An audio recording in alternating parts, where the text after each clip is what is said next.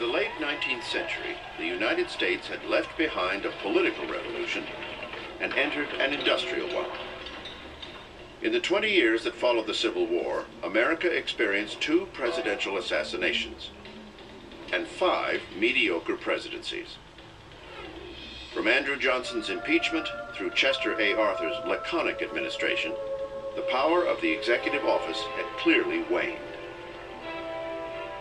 By the 1880s, the President of the United States was hardly seen as the most powerful man in the land.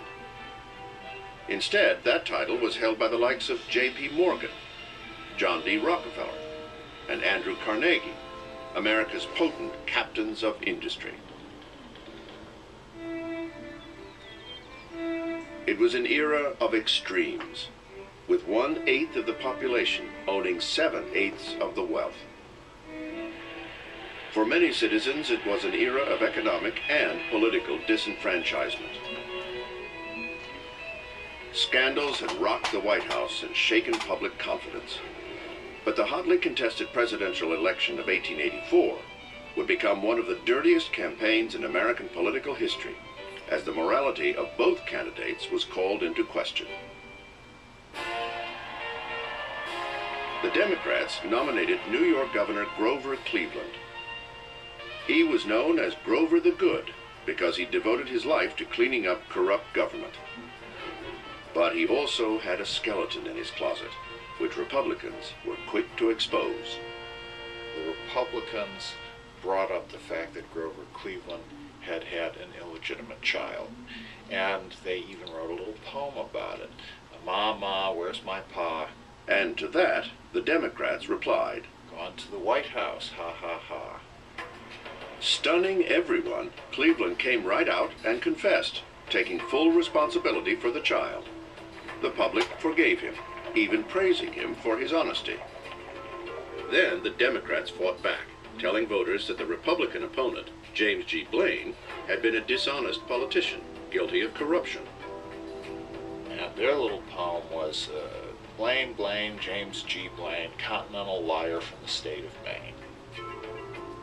In the end, it was a close race, but voters decided to keep Blaine in Maine, and Grover Cleveland was off to the White House. Number 22, Grover Cleveland, Democrat, 1885 to 1889, 47 years old, from New York. Cleveland was an honest politician, but typical for his day, he wasn't a proactive one.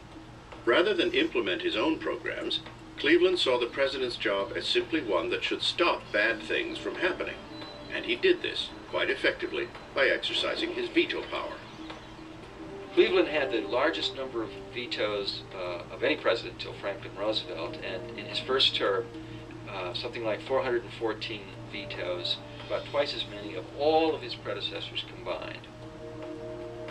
Cleveland truly didn't see the presidency as a platform for initiating positive change, a political philosophy that would be his downfall.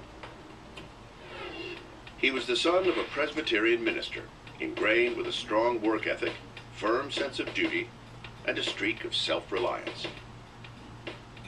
He answered his own phone in the White House. He answered his own doorbell in the White House. He wrote all of his own speeches, sometimes for better, sometimes for worse, studied all of the measures and legislation himself until 2 in the morning, and then after 18 hours of work would sigh, lean back, and say to his secretary, "Well, let's knock off and call it half a day." When he was elected, the 47-year-old Cleveland was a bachelor who appeared to have no romantic prospects in sight. In truth, he was secretly courting a 20-year-old college girl named Frances Folsom.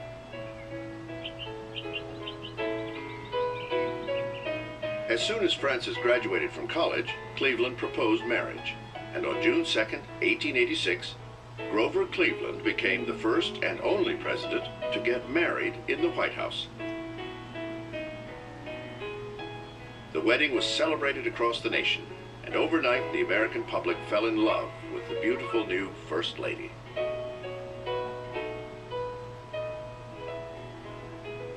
While Frances monopolized the public's fascination, Cleveland returned to his role as the chief watchdog in government, vetoing bills that he saw as unwarranted drains on the American Treasury. Well, in one of his veto messages, he said, while the people should support the government should not support the people. But his outlook was gradually growing out of favor. Many Americans were now looking to the government for assistance. This was a period where it was becoming more and more clear that the federal government was not keeping up with changes in American society at large. Particularly unpopular was Cleveland's objection to pensions for Civil War veterans. One of the questions was, how can you tell that Grover Cleveland stays up past midnight vetoing pension bills? And the answer is because he's often so much in the dark about them. It was a policy that would cost Cleveland the veterans' vote when he ran for re-election in 1888. And it didn't help that Cleveland himself had not served in the war. The Republican political machine, funded by big business, had found an attractive challenger in lawyer Benjamin Harrison. Harrison was a Civil War veteran, sympathetic not only to his fellow comrades, but to the special interests of those who ran his campaign. He quickly became the money candidate. And the big money issue that dominated the campaign was the Republican-backed protective tariff levied on foreign goods. For most of the 19th century, for all of their existence as a political party, the Republicans had been the party of protectionism. This was conceived as necessary for the emergence of American industry at a time when the United States was industrially a laggard in world affairs. The tariff was the hottest political issue in the 1888 campaign, and the country was clearly divided. In an election comparable to the 2000 race, Democrat Cleveland actually won the popular vote, but Republican Harrison became president because he won in the Electoral College. Upon her departure from the White House, First Lady Frances Cleveland told the staff to take good care of the place. They'd be back.